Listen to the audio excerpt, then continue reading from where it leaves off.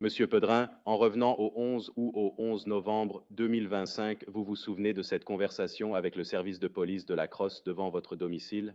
Oui, Pendant cette conversation, votre fils Brantley se promenait aussi dehors. il était dehors.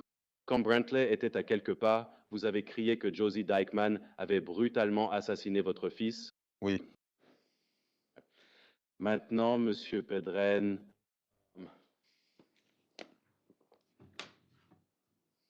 avez-vous déjà acheté de la marijuana pour votre fille, Aubrey? Objection, Votre Honneur. objection retenue. Vous pouvez faire un rapport?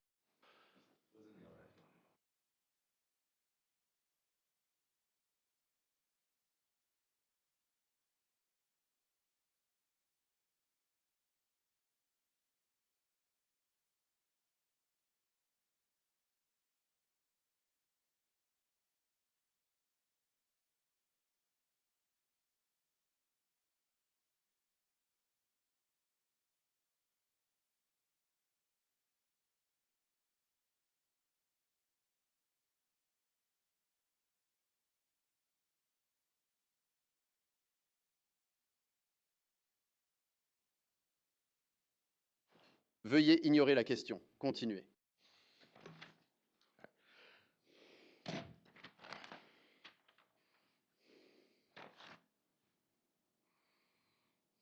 Alors parlons du Xanax. Lors de l'interrogatoire principal, vous avez dit recevoir entre 5 et 20 comprimés à la fois. C'est bien cela? C'est exact. Ce sont des pilules ou des comprimés? Ce sont des pilules. S'agit-il de barres sécables pour détacher une dose ou de pilules? Les barres. Les barres. Donc on parle bien des barres de 2 grammes. Je ne sais pas de combien de grammes elles sont. Tu ne sais pas quel dosage de Xanax tu achetais? Non, Et Monsieur Pedrin, combien payez-vous au gramme? je ne me souviens pas. Vous vous souvenez combien vous payez par commande de ce Xanax que vous achetiez? Non, Vous affirmez acheter régulièrement du Xanax pour Josie sans savoir combien cela coûtait. je ne l'achetais pas régulièrement. C'était seulement quelques fois. Et vous ne vous souvenez pas combien ces médicaments vous ont coûté. Non, Vous ne vous souvenez plus combien vous en achetiez? c'était genre 5, 10, parfois entre 5 et 20. Je ne m'en souviens pas. Vous n'avez aucune idée, Monsieur Pedrin, quel était le dosage de ceux-ci. Non, Et Monsieur Pedrin, ignorez-vous que les drogues illégales sont généralement tarifées au gramme selon leur puissance? je le suis. Vous allez à ces transactions de drogue avec une liasse, espérant avoir la somme exacte. Non, Monsieur Pedrin, à qui achetez-vous la drogue? un de mes potes, Comment s'appelle-t-il? Justin. Correct. La police ne vous l'a jamais demandé, n'est-ce pas? Ils vous ont posé des questions à ce sujet. Mais ils ne vous ont jamais demandé qui vous fournissait ces drogues illégales, c'est ça. Et vous avez affirmé lors de votre témoignage direct mercredi que la dernière fois que vous avez acheté du Xanax, c'était vers la fin janvier. C'est bien ça? C'est exact. Combien de fois dites-vous avoir acheté du Xanax? Je ne connais pas le nombre exact. Plus d'une douzaine? Je ne sais pas. Votre Honneur, le témoignage évoquait seulement quelques fois. Eh bien, combien représente quelques fois, Monsieur Pedrin? C'était je ne sais pas. Donc, votre version ici, c'est que vous achetez cette drogue illégale de grande valeur pour Josie. C'est bien ça? C'est exact. Uniquement pour elle. C'est exact. Pour la femme qui avait plusieurs fois rejeté vos avances. Avances. La femme qui t'a répété plusieurs fois que c'était fini, que votre relation était terminée. Oui, La femme qui t'a fait dormir dans le salon sur le canapé. elle ne m'a pas forcé. La femme qui refusait que tu partages son lit. J'ai commencé à dormir sur le canapé quand on a eu le COVID. Et Monsieur Pedrin, vous avez dit à la police que vous dormiez sur le canapé depuis plus d'un an lorsque vous avez parlé avec l'enquêteur Leinfelder en septembre. Est-ce exact? C'était à peu près un an. Vous n'avez pas eu le Covid pendant un an, n'est-ce pas? Non, je restais juste sur le canapé. Alors, Monsieur Pedrin, vous avez acheté ces drogues illégales de grande valeur pour quelqu'un que vous avez décrit comme un partenaire terrible. C'est exact. Vous venez d'acheter ces drogues illégales de grande valeur pour quelqu'un dont vous avez dit aux forces de l'ordre qu'il était simplement correct. Vous avez acheté ces drogues illégales de valeur pour quelqu'un que vous avez dit aux forces de l'ordre qu'il avait une chaussure. C'est exact. Vous avez acheté ces drogues illégales coûteuses pour quelqu'un que vous avez frappé car elle avait cuisiné votre viande. Je ne me souviens pas de ça. Vous avez acheté ces drogues illégales de grande valeur pour quelqu'un à qui vous aviez refusé de laver la voiture lors d'une dispute. C'est exact. Et vous faites tout cela pour quelqu'un que vous avez décrit comme avec qui vous n'étiez pas dans une bonne relation. Nous étions toujours en couple, donc oui, je les lui achetais. Vous dites que Josie vous envoyait un message quand elle voulait que vous alliez chercher du Xanax chez Monsieur Gonzalez. Oui, elle le faisait. Et elle ne contactait pas elle-même Monsieur Gonzalez, c'est bien ça? Monsieur Pedrin, la vidéo que nous avons vue mercredi où vous étiez assis sur le canapé en train de parler du Xanax, Josie vous dit qu'elle a vu ces SMS sur votre téléphone. Est-ce exact? C'est exact. Elle vous a mis face au fait que vous achetiez de la drogue, n'est-ce pas? Dans son objection, je ne pense pas que c'était ce que montrait la preuve. Elle parlait d'acheter des drogues pour autrui. Oui. C'est juste, oui, je ne me souviens pas exactement. Donc vous dites que c'était pour quelqu'un d'autre que vous achetiez de la drogue? C'était sa version dans la vidéo. C'était sa version dans la vidéo. D'accord. Je ne sais pas. S'il ne s'en souvient pas, il ne s'en souvient pas. Elle vous a mis face au fait que vous achetiez ces drogues pour vous-même. Non. Quelles drogues et quelles vidéos sont concernées? Je pense que c'est le vrai problème. Nous parlons de Xanax, c'est exact. D'accord, une seconde. De quelle vidéo parlez-vous? Ce serait la pièce à conviction numéro 5 de Stacy. Laquelle c'était?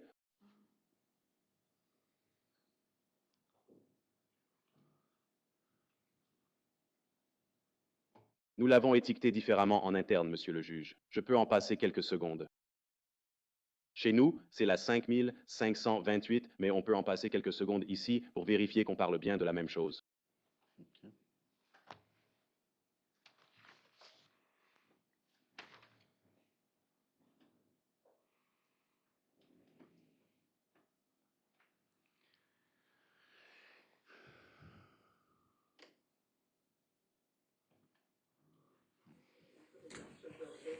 Arrêtez l'enregistrement. C'est une loi. Le juge vous a déjà dit qu'il ne l'a pas fait. Ils ont dit à Marc qu'il ne pouvait pas vous enregistrer. Il ne l'a pas fait. Il a dit qu'il l'a fait. Il enregistre des échanges devant les enfants. Il n'y a pas d'enfants. Non. Je ne le fais pas. Tu cherches la provocation et tu parles. Tu mets une caméra et tu prends ton attitude de caïd ici. Tu es violent, Derek. C'est toi. Et tu ne t'arrêteras pas. Comment tu es en train de me traiter là? Tu es en train de me crier dessus. Tu es encore en train de me crier dessus. Très ignorant. D'accord, ta carte est juste là.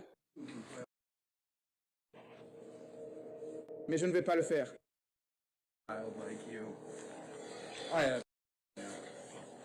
Tous les textos à mon pote demandent du Xanax pour toi. Oh ouais, allons-y. Tu veux dire que tu as acheté... Tu veux dire que tu as acheté pour tout le monde? Ils peuvent me tester quand ils veulent. Il n'y aura jamais de pilule dans mon corps. Évidemment, tu ne sais pas, tu m'as emmené. Je ne le ferai jamais. Tu es une menteuse. Tout le monde qui me connaît sait que je ne prends même pas de paracétamol. Bien essayé. Quel comprimé est-ce que je prends? Bien essayé. Quel comprimé? Bien essayé. Quel comprimé? Le Xanax que t'as acheté, regarde dans ton téléphone. Ouais, je ne prends pas de comprimé. D'accord, tu les achètes juste à ton ami. On a fini? Bien. Laisse-moi tranquille. Pourquoi dois-je t'enregistrer? Tu ne me laisses pas tranquille. Très bien, nous sommes arrêtés à 1 minute 36. Vous vous rappelez la vidéo de mercredi, monsieur Pedrin? Oui, je m'en souviens. Et pour le procès verbal, l'accusation sait-il laquelle c'était? Non, je ne sais pas. D'accord, eh bien, Nous verrons ça plus tard. très bien. Et là, mademoiselle Dykeman vous confronte en disant qu'elle a fouillé dans votre téléphone, n'est-ce pas? D'accord. Oui. Vous avez vu ça? Oui. Et elle vous confronte au sujet de l'achat et de la prise de Xanax. C'est exact. Maintenant, monsieur Pedrin, vous avez dit à plusieurs reprises que Josie vous aurait envoyé un message pour obtenir du Xanax Est-ce exact? C'est exact. Je voudrais préciser, comme à plusieurs reprises, peut-on dire environ 6 fois, Probablement plus. probablement. 10 plus ou moins, Probablement une dizaine. probablement une dizaine. Donc il devrait y avoir au moins 10 messages de Josie te disant « Prends-moi du Xanax chez ton pote », non? Elle ne dirait pas Xanax comme ça. Elle n'a rien dit, n'est-ce pas, Monsieur Pedrin? Elle me demandait toujours de lui procurer des cachets, pas seulement de lui, mais aussi d'autres personnes. Et il devrait y avoir au moins 10 messages textes où elle te demande de faire ça. Oui, Monsieur Pedrin, vous savez que mademoiselle Dykeman a donné son téléphone au sergent Williams le jour où Alex Xavier est mort. oui, Le contenu de ce téléphone a été extrait dans son intégralité. oui, Des dizaines de milliers de messages textes ont été récupérés. oui. Aucun d'eux ne vous demandait d'aller chercher des comprimés. Votre honneur, objection, il spécule, il ignore le contenu du téléchargement. Je vais reformuler ma question, monsieur le juge. Monsieur Pedrin, vous affirmez ici qu'une preuve par message texte devrait exister pour ces transactions présumées. Oui,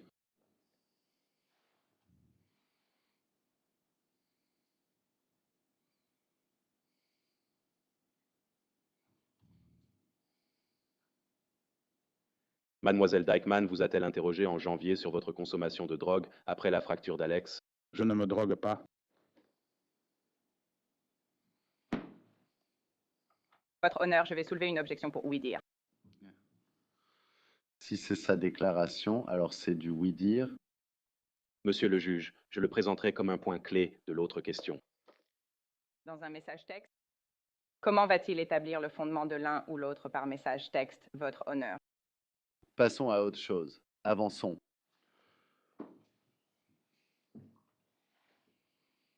Très bien. Maintenant, le 8 septembre, vous avez rencontré l'enquêteur Leinfelder et l'agent spécial Adam Frédéric à l'intérieur de leur véhicule. Est-ce exact? C'est exact. Et vous leur avez dit, dès le début de cet entretien, que vous aviez toujours le même numéro et le même téléphone depuis février. C'est exact. Et ils voulaient te voir car vous n'avez pas été présenté sous un jour favorable à l'audience préliminaire dans cette affaire. C'est exact. Ils vous ont dit qu'ils devaient penser comme des avocats de la défense pour anticiper ce qu'on pourrait vous reprocher. Je ne me souviens pas. Et ils t'ont interrogé sur les achats de Xanax, c'est bien ça? C'est exact. Tu leur as alors dit que le bureau du procureur le savait déjà, c'est ça? C'est exact.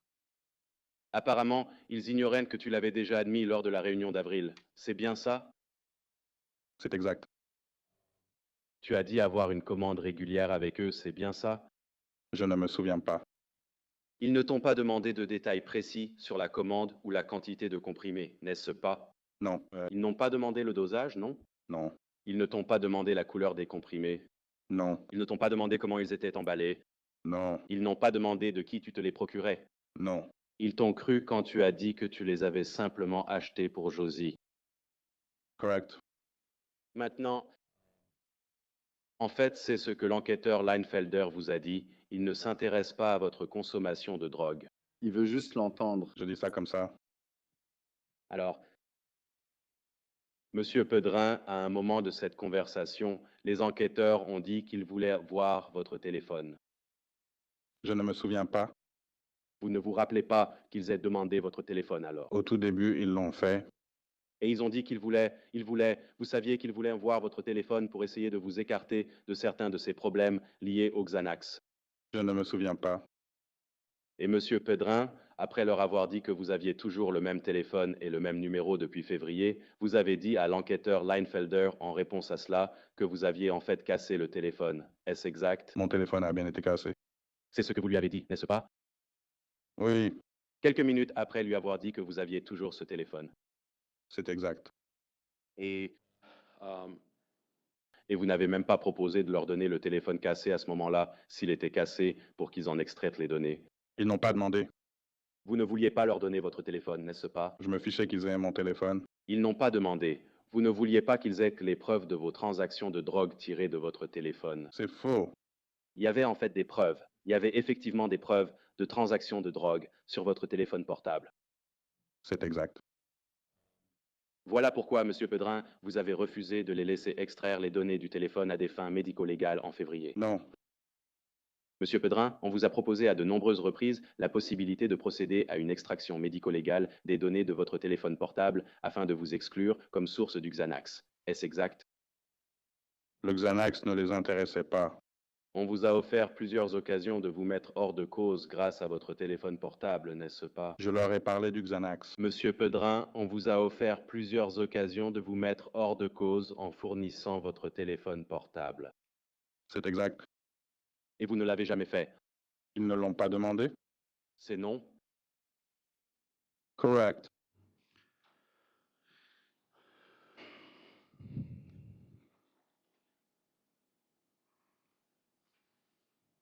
Monsieur Pedrin, admettez-vous avoir menti aux forces de l'ordre au sujet du Xanax?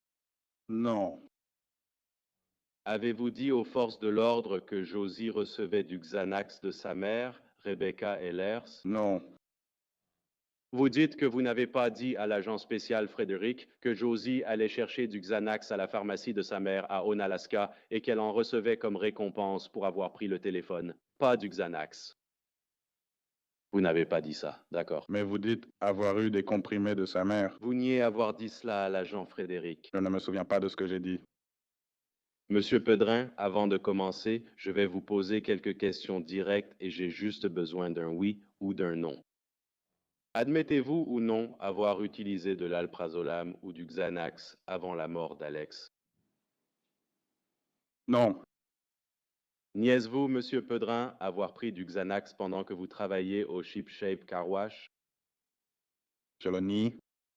Niaise-vous, Monsieur Pedrin, avoir dit à un ancien collègue du Ship Shape Car Wash que vous preniez du Xanax avant le travail? Non. Vous ne le niez pas? Non, je le nie. Monsieur Pedrin, niez-vous être entré dans les toilettes du Ship Shape Car Wash et avoir sniffé une substance en poudre blanche dans les toilettes du Ship Shape Car Wash? Non. Et admettez-vous ou niez-vous avoir dit à un ancien collègue parti récemment que vous avez fait exactement cela? Yanière. Admettez-vous ou niez-vous avoir dit à cet ancien collègue parti récemment que vous preniez du Xanax avant que votre service ne commence au Ship Shape Car Wash? Yanière. Maintenant, Monsieur Pedrin, vous avez dit que je veux parler de votre réponse aux enquêteurs lorsqu'ils ont commencé à poser des questions sur le Xanax. Donc, à un moment donné, je suppose qu'on vous a dit que le Xanax était au moins en partie la cause du décès d'Alex, n'est-ce pas? C'est ce qu'on m'a dit. Monsieur Pedrin, je voudrais commencer par ce que vous avez déclaré aux enquêteurs concernant la consommation de drogue de Josie. Vous rappelez-vous cette conversation avec l'enquêteur Leinfelder et l'agent spécial Frédéric le 8 septembre? Oui. Ils ont demandé si Josie avait une drogue préférée, c'est bien ça? Oui. Votre réponse était simplement des pilules, n'est-ce pas? Correct. Vous n'avez pas dit Xanax, c'est ça? Correct. Vous leur avez dit qu'elle vous avait tout caché, c'est ça? Correct. Vous avez dit qu'elle recevait ça de sa mère et de ce Ted, c'est bien ça? Exact. Vous avez dit savoir qu'elle prendrait de l'hydro, Exact. c'est-à-dire de l'hydrocodone. Oui. Vous n'avez pas du tout mentionné le Xanax dans cette conversation quand ils vous ont demandé quelle était la drogue de prédilection de Josie. Non. Maintenant, l'une des choses que vous avez dites, c'est qu'elle a obtenu des pilules de sa mère, Becky, c'est bien ça? Oui. Vous réalisez, Monsieur Pedrin, que l'agent spécial Frédéric a noté que, eh bien, vous avez dit que vous avez nié avoir dit à l'agent spécial Frédéric que vous prendriez du Xanax à sa pharmacie. Est-ce exact? La pharmacie de qui? Votre honneur? Objection pour imprécision. Si nous avons la date de la déclaration de Monsieur Pedrin. La date, c'est le 8 septembre. C'est pendant toute l'enquête, Monsieur le juge. Auriez-vous un exemple, Votre Honneur? L'agent spécial Frédéric a témoigné à l'audience préliminaire que cela... C'est ce que vous lui avez dit. Est-ce que c'était exact ou non? Votre Honneur, il commente le témoignage de quelqu'un d'autre? Monsieur le juge, nous ne sommes pas tenus de fournir une date précise pour chaque amende. L'a-t-il déjà dit à l'agent? Lui avez-vous déjà dit cela? Je suppose, oui. C'était un mensonge, n'est-ce pas? Non. Vous savez que mademoiselle Ehlers n'a jamais eu de prescription de Xanax? Je n'ai jamais dit qu'elle avait eu du Xanax de sa mère. Monsieur Pedrin, ce que vous avez affirmé à propos de Ted Colkind était aussi un mensonge. Non, C'était un homme que Josie et sa mère ont aidé à prendre soin d'eux, non? c'est exact. Et vous réalisez que Monsieur Colkind ne s'est jamais vu prescrire du Xanax? Je n'ai jamais dit qu'elle avait obtenu du Xanax de sa part. En fait, Monsieur Pedrin, pour faire suite à une partie de ce contre-interrogatoire de mercredi, vous avez décrit les patchs que vous croyez être des patchs de fentanyl lors de ce troisième entretien avec l'enquêteur Leinfelder. C'est exact. Et ce que vous avez dit à ce sujet, c'est qu'elle portait une sorte de patch. C'est bien ça? C'est exact. Mais elle ne voulait pas vous dire ce que c'était? C'est exact. Il y avait un pansement dessus, n'est-ce pas? C'est exact. Elle disait s'être fait griffer, n'est-ce pas? C'est exact. C'est donc de là que vous avez déduit qu'elle utilisait des patchs de fentanyl. C'est bien ça? Elle l'a admis une fois. Excusez-moi. Monsieur Pedrin, c'est la première fois que nous entendons cela. Je demande le retrait du dossier. Ça ne répond pas à la question, mais c'est ce que vous avez dit. C'est sa réponse. Votre honneur, ça répond à la question. Oui, c'est sa réponse. Cela reste au dossier. Poursuivez. Quand l'a-t-elle avoué à Monsieur Pedrin? Elle a admis avoir obtenu du fentanyl de sa part. Et si Monsieur Colkin devait nier cette allégation, Monsieur Pedrin, Je veux juste des avis sur la déclaration ou le témoignage d'autrui. Objection retenue. Monsieur Pedrin, il n'y a aucune raison d'essayer de désigner sa mère et Monsieur Colkind comme étant la source de ce Xanax si vous n'étiez pas inquiet d'en être la source vous-même. Je n'ai jamais dit qu'elle avait aussi reçu du Xanax de leur part. Monsieur Pedrin, la dernière fois que vous avez récupéré du Xanax était bien plus proche de la mort d'Alex que de la fin janvier. Je ne me souviens pas quand c'était. Ça aurait été le 9 février? D'accord. Oui? Je ne me souviens pas.